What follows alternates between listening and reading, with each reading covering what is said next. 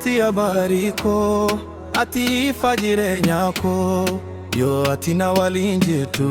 bonni hinjiru onneko ija keke sana raga abjuko hunda kesati ati kooti taate yero hunda jallali kunindumu lafti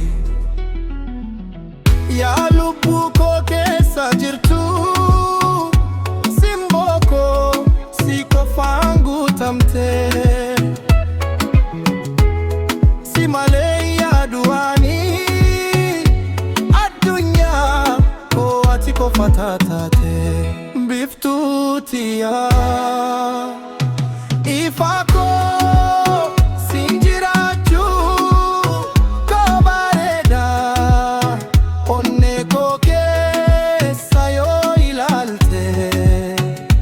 makan ke barreeffamedha biftuutiya jaalalako sinjiraachuun kiyya boqonnaa jaalalli kee akka galaanaa hinduumu hin hir'atu hinduumaa sagalee kee dhaga'uun koo gammachuu haaraa naaf fida kolfi kee akka ruubaa lubbuu koo keessa burqaa bakka ati deemtu hundaatti garaan koo si waliin deema yoo fagaate illee si yaada onneen koo si keessa jira yoo dukkanni dhufe irratti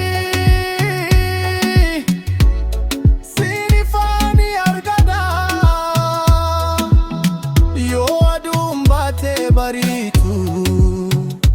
makan ke na walinka biftuutiya ifako jaalalli kee naaf kenname hangaduma hir'atu sikofaanan of kennama biftuutiya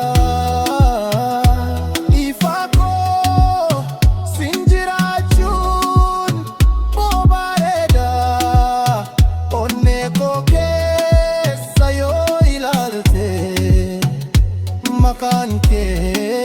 barreeffamedha.